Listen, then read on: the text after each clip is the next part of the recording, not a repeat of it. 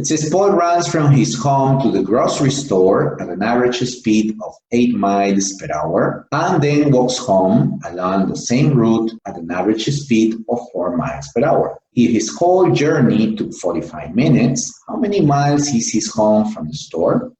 Well then, let's graph this all together. We can imagine that there is the home of Paul, then he has to arrive at the grocery store and then go back home using the same route, but we just put it this way so that we can see all the motion parameters clearly.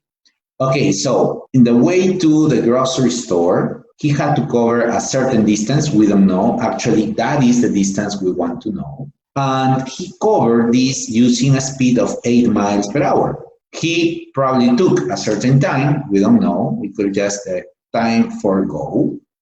And from the grocery store to his home, he covered the same distance going back.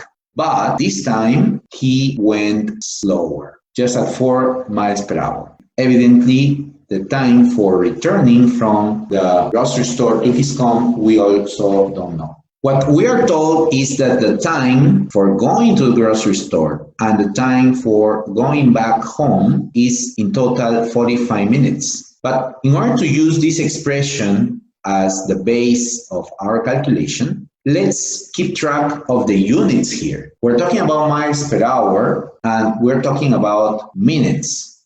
So we either put the time in terms of hours or in terms of minutes.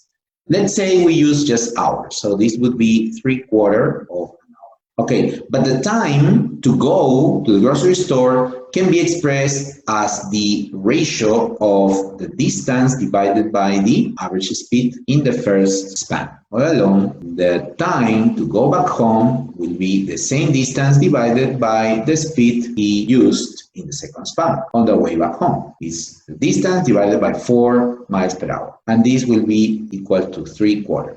So now what we can do is just factor, right? Or multiply everything by 8. So it will have d plus 2d equals 3 times 2. And that would be 6. So from this, we know that the distance is actually 2, okay? And that would be the answer.